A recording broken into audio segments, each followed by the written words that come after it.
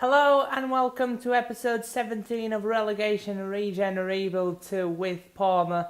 And today it is the life after the January transfer window. We are going to face Cremona first, as you've already seen. Then we're going to take on Crotone, Livorno and Cittadella to finish off the episode. Well, we don't have any kit upgrades, so we can jump straight onto the games. Let's play our rivals Cremona. They are having a tough season at the bottom part of the table, like we want them to. Starting lineup on screen, it's the first team side. We've had a massive break, a week and a half after our last game, so everyone's fully fit. And if it ain't broken, don't fix it. It's a privilege to be here today for this very special fixture. The interest has been enormous. Every time they meet each other, these two teams, it is a very special day. Serie B action here live from the Stadio Ennio Tardini. We are hosting our rivals Cremona, and this time we're going to face their fully strength lineup. But if you think I'm worried, you'd be wrong, because we also have our first team lineup. And it's been on absolute fire recently. Let's keep that momentum going in the second half of the season. It's a good ball. Bruno got some space here. Let's see how he uses it. Crosses in. Oh, the header. I wasn't expecting to cross it into Grubasic. I was trying to pick out the man at the far post. And Nino tries to chest it in, actually. The cross was that quick. And that is half-time. Kovac just decked his man at the half-time whistle. It is 0-0. And we can't seem to break Cremona yet. For once, we kept our stamina levels high. Jacobs is off for Marino. It's the only change at the 45th minute mark. Oh, my Elgato froze for the second half, but I did realise it in time. So here is Cremona. Good cross in from the short routine corner. I think it is Castagnetti who heads that ball. It is. And Gruber's just got no chance. The defense didn't do him any favours there. And now they're going to park the bus even more. The second half has been really disappointing, and I'm making the two changes with 10 minutes to go. Grubasic and LD are coming off for Richie and Lundgren. Marino, Lundgren. He picks out Reed, so he gets done. Jesujevic, he takes that. 1-1. Get the ball or celebrate. That'll do. Bruno, last attack. Bruno does well. Good footwork. Lundgren into the box. He's still got it. Go on, lad. Oh yes, crossing. Vujovic is there again. We've won it in the 95th minute. Davor Vujovic steps up once again. True drama right here, as Parma would say. We're 2-1 up thanks to the substitute Lundgren for his persistence, his great pick out, and that man's excellent striking instinct right there. Davor Vujovic hits it on the sweet spot. Not even diving like Superman will help you there. What a crazy last 10 minutes this has been. And that was the last action of the game. 2-1 to Parma. The home fans are delighted. Davor Vujovic is the man of the match. Lundgren with a 9.2 with an assist off the bench, basically. Bruno with an 8.9. He had a brilliant performance on the right-hand side. And Marinovic and Gabric did the job in the middle with LD as well. Marino was quality, a lot better than 7.1. I don't know what took us so long to actually score the goals, but when they came, they were enough. Oh, look who's back from his injury. Michel Gallo has been cleared by the medical staff. I don't think he's fully fit for the game against Crotone away though, we'll have to see. Gallo is fully fit, but he's still got that band-aid on, so I don't want to risk him for this game. We will play without him. And there is the starting lineup on screen. It's a heavily rotated one. Most of the players are still knackered after the game against Cremona. I want to make sure everyone gets the games here at Parma. There's the side that I've come up with to face Crotone. Serie B action here live from the Stadio Ezio Sida. We are entertaining Crotone on the road. It is pouring down, unfortunately. We do not like that. We are a technical, we are a passing side. Richie, inside. Mariani going for the effort. It's a good one, saved by Festa. And that is half time, it's still 0. 3 changes for the second half. Diaz, Cerny and Marino are coming on to refresh the midfield, because we can't break them. Yes, Mariani wins a header against 6'7" Simi. Get in. There's Budimir. Cross in for Simi. He went for the bicycle kick this time. Mariani works it around Diaz. Marino, good touch. The woodwork has denied us again. Oh my god, what a terrible pass that is by Ivanov, but Gruber saves him. Oh my god, Ivanov is fucked up again, and Gruber rescues him again. Point blank save this time. Oh, what a save by Gruber. Another bicycle kick by Simi. He likes them acrobatic attempts, doesn't he? It is 0-0. Crotone hold on for the 90 minutes. What a terrible game of football. We had more possession, somehow they had more shots. I can't remember half of them. Mariani somehow picks up the man of the match. I think Gruber should have been man of the match for his outstanding saves, saving Ivanov time and time again. Not to say that Mariani had a bad game, he did have a good game, but he's just not man of the match in my eyes. Somehow Ivanov isn't the worst defender, rating wise. He should have below 6.0. Youth scout report available, let's go. Fabian Lopez though is a cracking goalkeeper, 450,000 in valuation. And 72 to 94 potential. I'm going to release Brandon Watson. He's dropped down in potential to 78 to 84. And I'm also going to get rid of Kamil Kovac. So Fabian Lopez is in. And Sergio Alvarez or Luis Sanchez are not good enough. So we'll leave it for the other 2 scout reports. And in Cameroon, Mborges turned out to be a heck of a prospect. He is in. You know what? Alexander Martin is alright, but he is short. His overall is 51 only, and he's only got potential of 70 to 90. I think it's time for him to go. Teko Bonsu, 73 to 94, 15 years of age, 120k in valuation. Then from the United States of America, dear me, Cohen Campbell has turned to be quite the dud, 66 to 82 potential now. And oh my days. Colin Williams, another American prospect, 48 to 66 overall, potential of 76 to 94. We have to take him. $250,000 in valuation, only 16 years of age. I think it's time to promote the player that we wanted out of the 4. And right now, Bin Hammer is winning it, so I'm promoting him. Colin Williams, get into the club, my son. Then Ryan Gagnon and Carson Clark, we're going to have to pass. They are just not good enough either on the overall or the potential side of things. Right, it's time to send the scouts out. Alessio Rinaldi is off to Canada for 3 months. They give me a technically gifted player. Thank you very much to Cult of Gaming for submitting that. Then Super Cool wants me to go to Saudi Arabia for physically strong players. And Samir Reina is sending Alexander Hintermeyer to his neighbour country in Switzerland for physically strong players as well. Third game of the episode, we are away against Livorno. Gallo still has that band-aid on. That is starting to piss me off. Well, I completely forgot to show you Moritz Binhammer, and oh my goodness, 5-star skill moves, 3-star weak foot.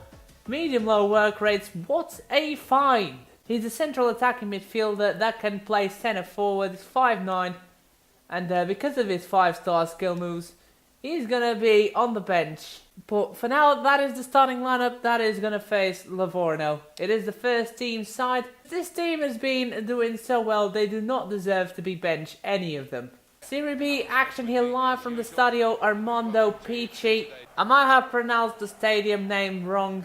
Let me know down in the comment section. Anyways, we are 6 points below Empoli. The goal is to catch them. We can only catch them if we pile on the pressure, and that means we've got to get the 3 points. Day in, day out. Yes, Grubasic gives it down the line. Ujovic is quite forced out wide. He's running into the box. Nobody's picking him up. And he hits the wrong side netted. It's half time and it's 0-0. Surprise, surprise. They make this game so that the first half, nothing happens. And you just wear the computer down. And then in the second half, you pick them off. You know what? This game has been so boring that I'm actually going to bring in Moritz Binhammer. He's going to show off the skills to pay the bills on the right hand side for the second half. And Marino is coming on for Jacobs. Nope. Here is Binhammer trying to create some space. He's dancing around them. That's what he's doing. Final substitution for Parma. Nino Grubasic is off for Antonio Ricci. He goes on his favourite right hand side. And Binhammer moves over to the left. Throw in. We need someone to get on mark, please. Yes, good ball. Antonio Ricci is wide open. Good ball in. Nobody goes for the cross. And that is all she wrote for this game. Another 0-0 draw. They didn't even have a shot. We only had 3. And we had 2 on target. Aldiv is the man of the match, but who really cares? Nothing happened. Livorno parked the bus on us. 4th game of the episode, and it ain't gonna be the last, because the last 2 games have been so disappointing that I'm gonna play a 5th game for this episode. 4th game, let's get into it. Home against Cittadella. Starting lineup on screen, it is the first team side, and look who's back on the right hand side. Finally, Michel Gallo is fit to play without the band-aid. Marinovic is also slightly tired, so I'm putting Arvidsson at centre-back. Serie B action here live from the Stadio Ennio Tardini, and we are hosting Cittadella. It is a massive welcome back to the first team for one man. Michel Gallo is looking to impress after 8 weeks out with a shoulder injury. Good ball inside and Gruber can't save it. It's 1-0 Cittadella. The worst possible start. But at least we have a goal. I'm actually glad about the CPU scoring. Good footwork. Oh, it's hit the corner flag. Pitch. Forward. Rito. Good ball. It is Michel Gallo. That could have been his goal. That could have been his welcome back goal. Oh, Gabric has just decked that defender with the header. Oh yes, Grubasic is onside, he is wide open, cuts back on his left. Shot gets blocked. Yes, ball forward for Michel Gallo. He takes off. He's wide open, he's going to take the shot, he hits the crossbar. I can't believe this. It was a great effort and a well-driven shot as well. Timed it to perfection, and it still hit the crossbar. Half-time 1-0 to Cittadella. Oh my word, I've taken Gallo off by accident. Jacobs, Bruno and Mariani coming on for the second half. I haven't pressed the D-pad. Yes, Ujovic. Ball out wide. Bruno has some space. We need to make the most of it now. Yes, back. Jacobs, 1-1. There you go. That is more like the Parma we know. We have been wasting chance after chance with bad passes today. The killer ball has just not been on. Oh yes, Jacobs. Rito. Take off, son. Yes, cuts inside. Oh, it's blocked by his own man. Jacobs, man, get out of the way. Jacobs gives it inside for LD. Oh, I see the run. Ujovic is onside and wide open. It's an easy finish. He doesn't even need a finesse shot. That's how good Davor Ujovic is. And he has won another game for us in the dying minutes of it. Team celebrating. They know how important this is. It's been a bad couple of draws. And we've just killed that with that finish. Brilliant left foot of Davor Ujovic. 4th goal in Serie B. Catch for Gruber. He'll stall up the play. And that is it. 2-1 winners here at the Stadio Ennio Tardini. The full-time whistle is blown and we've won thanks to that man. Ladislav Ryba, very happy. Finally he's gotten a win after 3 games. 9 shots, 4 on target. We had as many shots on target as Cittadella had all game. They only had the one shot on target. We had more possessions, more tackles, and Daniel Jacobs is the man of the match. He got the first goal of the game, got us up and running finally. Gabric was phenomenal. If it wasn't for him, we'd lose. Eldib, Bruno and Ujovic were quality, same as Rizzo.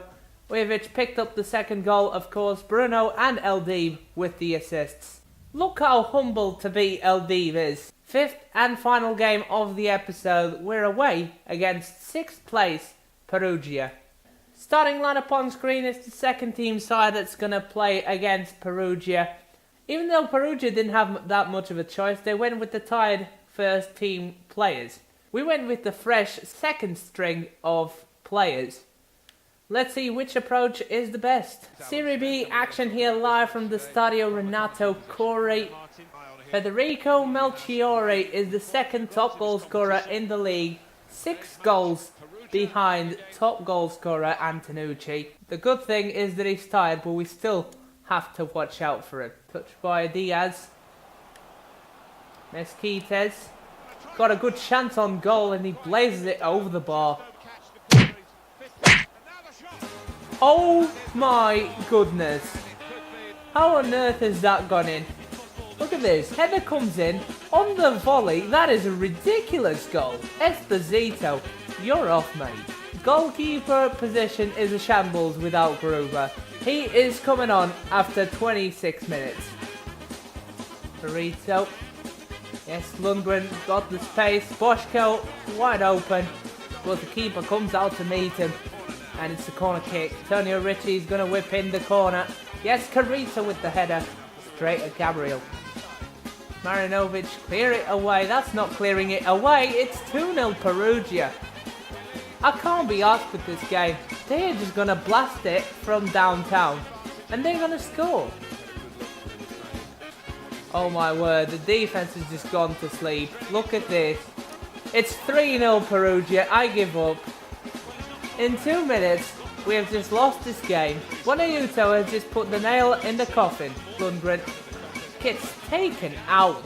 And the referee doesn't give anything for it. That is bollocks. First half, 3-0 Perugia. We'd have to pull it in Istanbul basically to get anything from this match. 2 changes at the second half. 2 changes for the second half. El Mubarak and Bin Hammer are coming on. Boschko moves into the middle. Nah, it's 4-0. I thought it would be a penalty if the guy didn't score that anyways. I mean, it's basically a tap-in. Dragomir crosses in. It could be 5. It is 5-0. Buonaiuto has scored again. And we've not even played that bad. It's just that Perugia have been that good. Why can't we have this difficulty all the time? Oh, what a ball. Di Carmine's onside. Gruber stops in from getting the 6th. Like, come on. Yes, good save by Gruber. Full-time whistle is blown. The nightmare is over. 5-0 to Perugia. It's a reality check for the Parma side. We've not even been that bad. I thought we had more shots than that. Obviously, Perugia deserved to win. But not by 5-0. Nowhere near that. It is a reality check though because we deserve to lose. And this second Parma side is simply not good enough. Mustachio is the man of the match, tied with Di Carmine and Buonaiuto on the left hand side. All had 9.3. That's an intriguing way to end off an episode. Let's have a look at the table. We are still sitting 3rd. Brescia have climbed over to 4th, but Frosinone do have the game in hand. But they can't catch us either. We're back to 8 points difference to Empoli. No progress made in February. We've got 9 games to play in the season and we need to catch Empoli. The task is still possible. That is it for this episode. I hope you have enjoyed it. I'm going to see you all next time. And until then, have a good one, guys. Bye-bye.